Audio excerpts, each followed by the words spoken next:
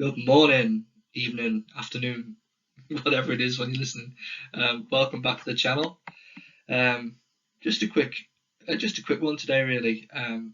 So as you can see by the banner there, this will be bringing the channel back to the ninth age for a little while at least, anyway. Because in a couple of hours, I'll be heading down to Walsall to participate in the Masters Open, which is basically a little under tournament to the main Masters event, the UK Masters event, which actually starts tomorrow. But I'm going down there today to hopefully get a couple of warm up games in because I haven't played fantasy in probably 3 years.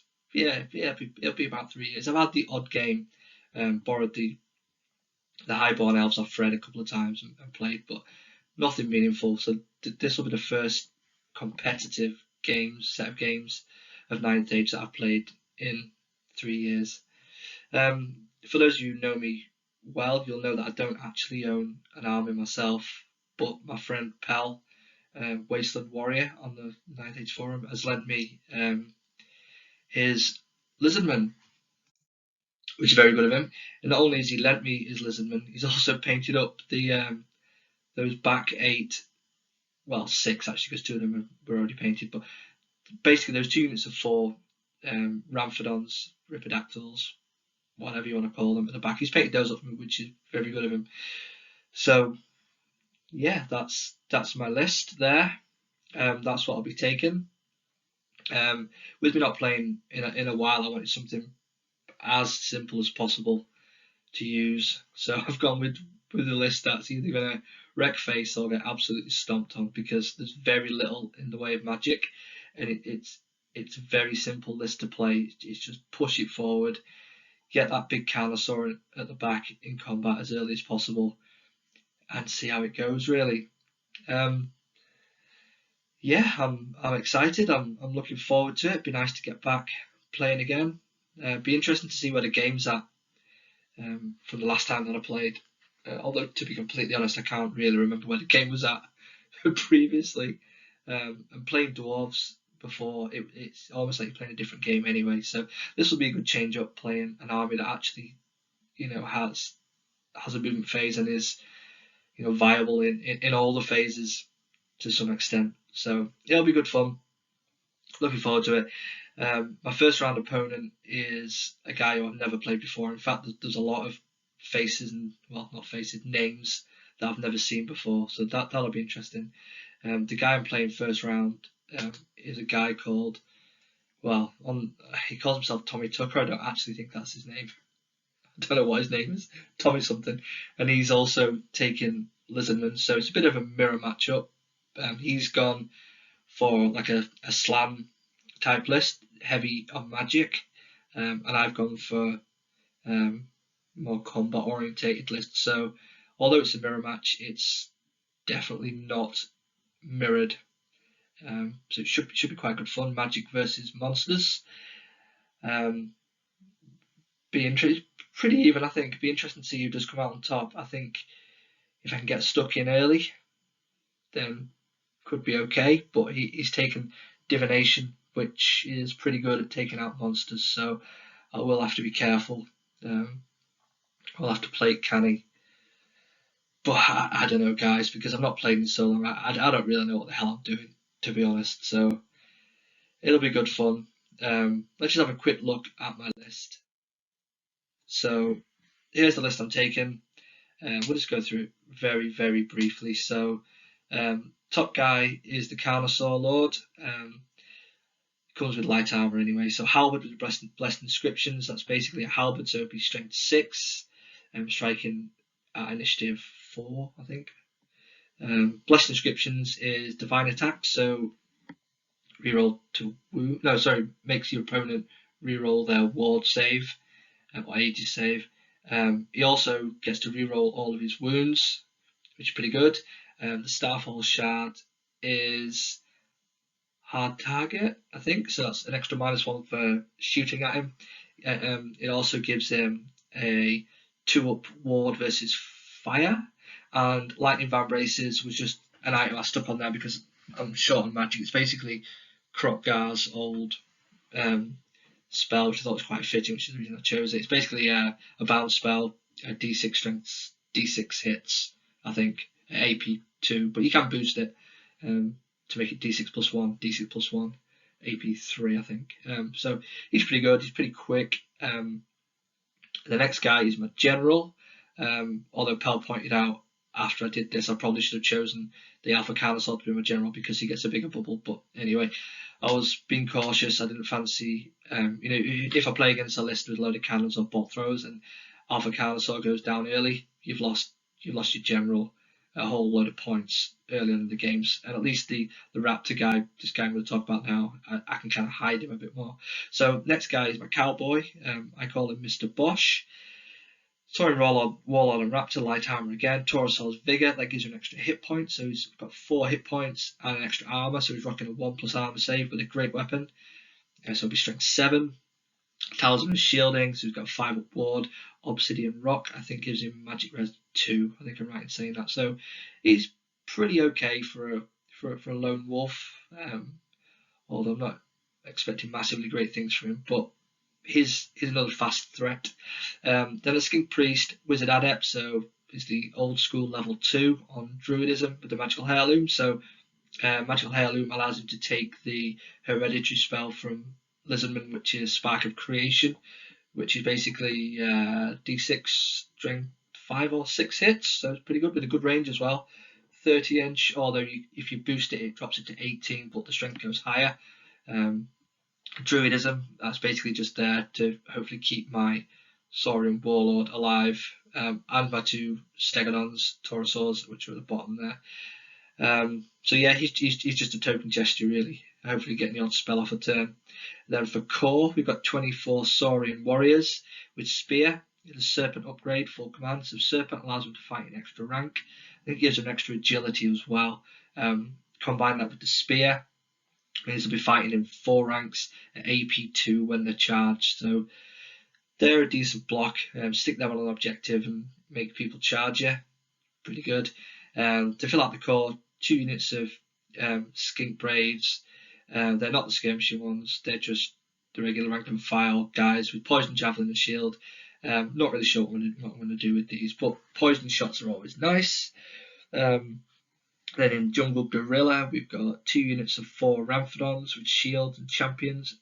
I just wanted some fast things in the list to just chuck forward that were relatively easy to play. I just need to remember to use the Toad Marker rules where they get extra attacks and what have you. So I don't really know what to expect from these guys.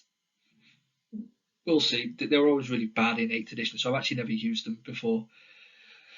So we'll see. Salamander, kind of somewhere between chaff and might be okay in some games. Flamethrower attack, be good against high value infantry, but he's also just one guy, so it's quite likely to just get shot off. I'm not expecting big things from him really, but we'll see. Then the final 2 filling out the remaining points in the monster allowance is a Taurosaur with Engine of the Ancients and a Taurosaur with a Great Bow. So Engine of the Ancients, 5 up, gives you units 5 up ward against shooting. I think within a bubble, I can't remember how far. You can also do 2 other things. I'm not sure how useful they're going to be. The other 2 things the engines can do, you basically choose at the beginning of the turn. The other 2 things are casting value is reduced for 1 Law of Magic, I think reduced by 1, so that would maybe help the Druid get a spell through. Or the other one is like a metal shifting attack, but it's got really low range, D3 hits on a target within 9 inches in the shooting phase, AP10 and flaming attacks. I mean, it could be useful, but I think this guy will just be there as a ward save to stop things getting shot off. So yeah, relatively easy list to play, which was the reason I chose it, because first game back, I haven't played any warm-up games by the way, so this will literally be the first game of 9th Age I've played certainly since coronavirus, which is going to either be super fun or absolutely terrible. Quick look at my opponent's list. So there you can see the comparison. Whereas I've gone for the big Carnosaur, he's gone for the slan, basically. Without talking too much about it, it's all pretty self-explanatory. I'll just quickly go through the slan. So, Ancient Knowledge, I think he knows all the spells from Divination.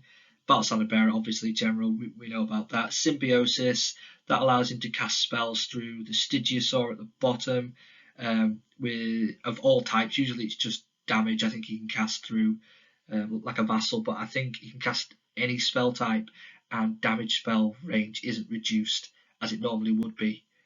So Symbiosis is actually a pretty good upgrade. And I'm sure somewhere, didn't he have... Oh, I thought he had the Crystal Ball. That's good. That's good. He doesn't have the Crystal Ball. I thought he had the Crystal Ball, which meant he could re-roll his first failed the spell attempt every turn. Okay, that's not too bad. I was thinking that I was going to be struggling to get spells through, but maybe that was another list. I don't remember. And then yeah, he's got another Cowboy, very similar to me. Apart from he's gone for the Dragonfire gem, and I've gone for the Obsidian Rock. So his guy will have a 2-up ward against fire, whereas I've gone for Magic Res 2. Slightly different build. And he's got another Cowboy there. Great weapon, Death Cheater. So Death Cheater is 4-up regen in old money, Fortitude nowadays. So, but fire can negate that. So those options. And then for his core, he's gone for 2 Saurus, 2 Skinks, and 2 units of Pterodons. They're going to be a pain in the ass. Flying Chaff. And then he's also got 2 Taurosaurs, exactly the same as me. I think Stygiosaur is the old Troglodon guy with the Spellcaster on top. The Spellcaster on the Mystic Traveller now gets 2 spells, I think, which you can choose from 4, I think. Like Swarm of Insects, Spark of Creation, and maybe the one that, I can't remember what it's called. The one that buffs your unit for +2 res or whatever it is. I don't know. +2 resilience. Yeah, I don't know. The old Savage Fury or whatever it's called, Wisdom's Wildfall. He gets that as well. So yeah, should be a good game. It'd be a hard game, I imagine. But we'll see. We'll give it a good go. No idea what we're walking into. Never met Tom before. Hopefully we'll have a good laugh.